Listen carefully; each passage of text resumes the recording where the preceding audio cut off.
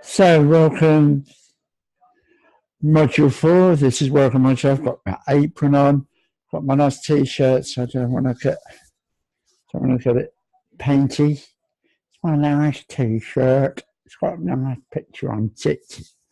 Anyway, Module 4. So, this time round, we're just going to go into more detail with everything. Maybe take some more time. The thing is, which is great with acrylic paints, we're going to go through Module 4, but it's not like, oh, that's it, I can't do any more to the painting. Of course you can. But it's always important to take time to reflect on what we're doing, sort of have a look at the videos. The process stays the same. What I will probably do with this painting that I'm going to work with now is that I'm probably going to move on and put some oils on top because that's what I do. But the image that I've got already actually is a standalone image, and I'm sure yours are too if you followed the processes that I've asked you to. So, like I say, round robin type job. I'm just going to share the screen quickly and then switch it on so you can watch me and I can see the image like we've done before. So here we go. Share the screen. Here's my image. So you can get your image up for yourself while you're working on your computer screen. It's quite a good way of doing it because what you can do also is you'll be able to zoom in to particular parts and just get a little, the odd little, but again, don't get too tied up in the detail. I've said it loads of times, haven't I? Sweet people for watching and listening to me all this time. So I'm going to stop the share and I'm going to shrink this a bit for myself. I can see it. So I'm going to start with the sky. I'm going to start with the sky in this first bit. Oh. Right, there we are. Actually, for the sky in my particular picture, I don't need to worry too much. I've got a nice sky going already. I'm just going to put some more paint on top. So I've got my box, it's still got the paint in from a good few days ago. And yeah, I can work with that. So I've got the only colour I've sort of lost in there is my red, but I've got the blue, I've got some white, and I've got fairly clean brushes. I want to use this particular brush. It's more about the feel as we've been finding, but it's just by this stage, it's just about building what you've got. Building on what you've got. So I'm going to put, this time instead of putting dots everywhere, I've done before, I'm just work it, actually flick it about in the first place. Plenty of water, maybe a little less water than what we've been using, just because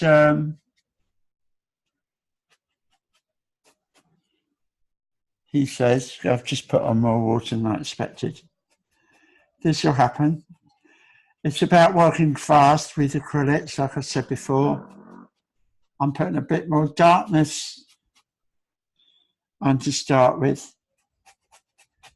And then I'm going to work the white on top.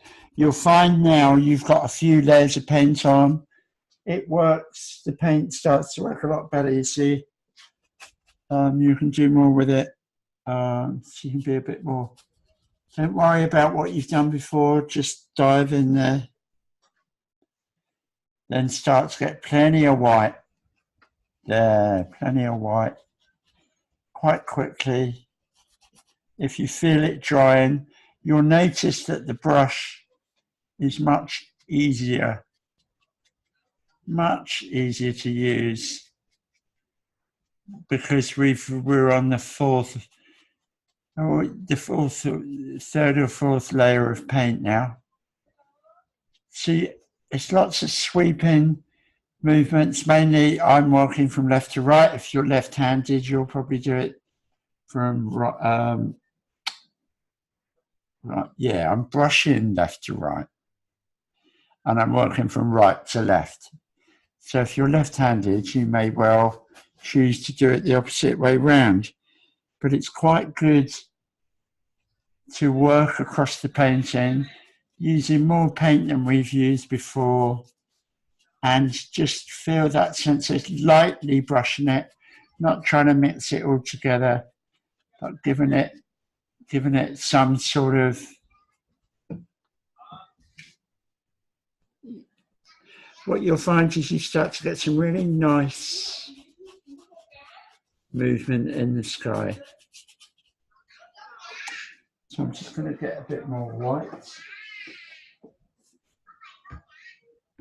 When I can find it, that is. Oh, there it is. Yeah, a bit more white in there.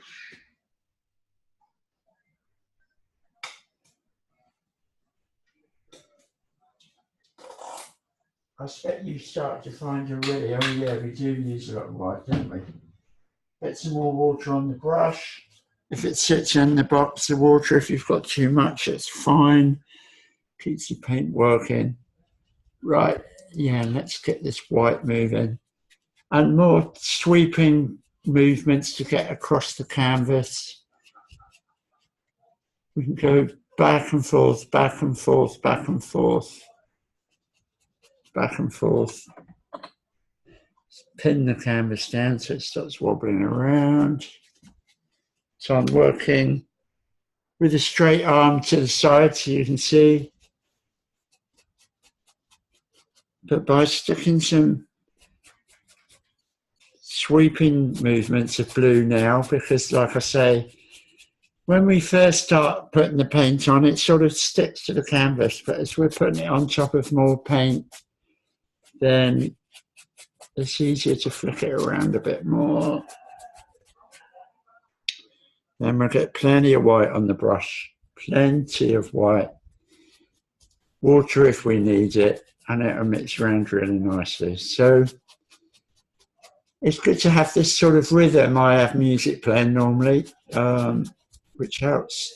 Sometimes can really help with the rhythm. Also, it cuts out all the other noise that comes in from outside and stuff, which I like the music for that reason as well. So just make sure we don't get any, I don't want any dark blues, particularly in the sky now. So I'm just going to get quite a bit of paint on here for the last go on the sky. And it's generally, the sky is lighter towards the sea than it is at the top of the painting.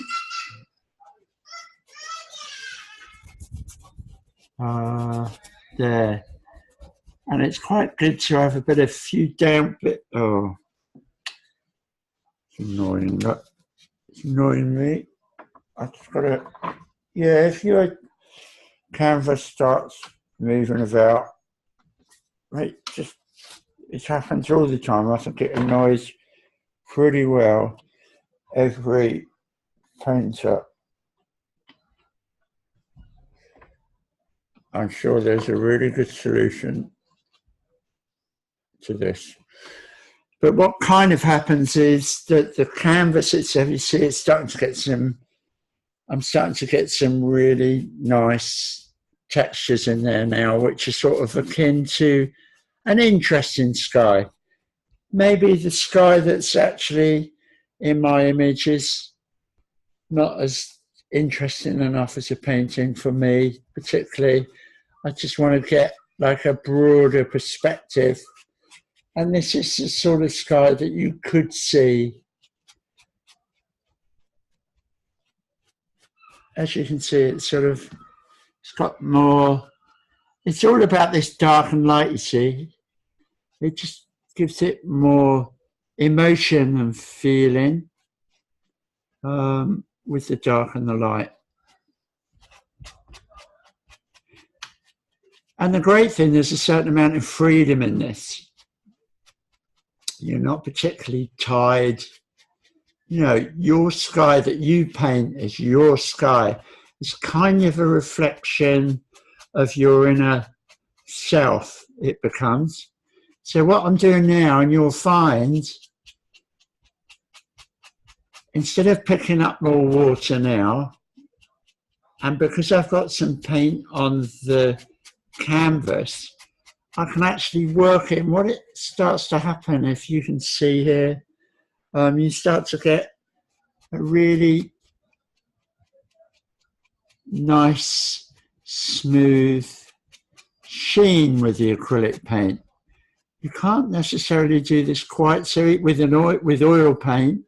You'll find when you do my course, when you do the oil paint, that we'll be doing this like to some of the areas, maybe 2 or 3 days after we put the initial paint on. But the great thing about acrylics is that you can do that sort of on the 4th or 5th layer of paint. You can do this sort of work, which is like, basically it's given it some, it gives it sort of a depth, really. That's the only way I can explain it. But you can feel it. So now I need to stand back from the painting because I want to just show you and have a look at the same time. And I'm not going to be frightened of getting right down on this pier. So when I come to do the pier later on in the module, I'm going to have like this. So already, see, I'm still picking up, but the paint's sort of drying, but this is where you get the real effects now. And it's having these little patches of dark and light, you know, do happen and add interest to the painting. So I'm just going to have a quick look behind the camera.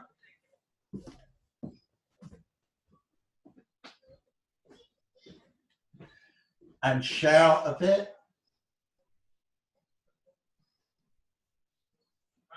Yeah, I'm just thinking now. So I'm just going to just try and move some of these darker marks. Move a few of them, these here across. So you go back and look, maybe just and you can just check, get a little bit more white on there before it completely. But notice I'm not worrying too much about getting too much more water. It's just getting some sort of, yeah, that's better. I don't really want these really particularly dark marks in. I like this here.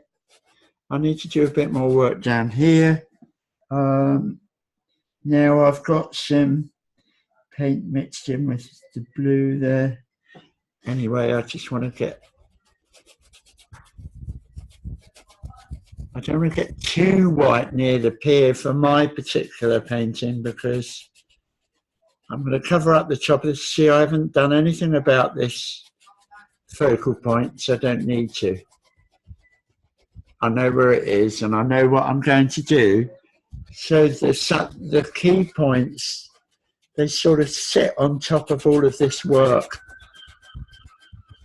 So I'm brushing quite hard now because it's I'm working with fast drying acrylic paint.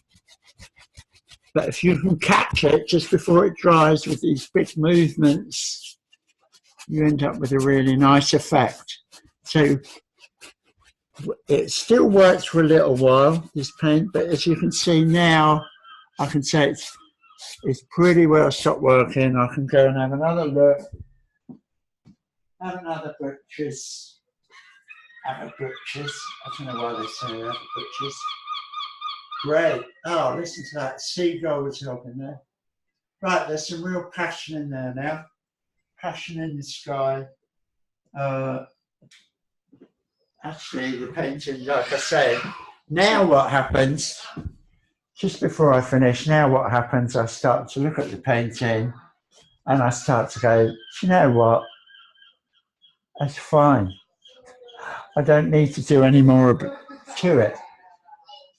Now, there's two sides to this. One is it's showing that you're starting to get the right idea, but the other, it's a sort of, not danger is the wrong word, but it's easy to not go as far as you can do because you start to fall in love with what you've done.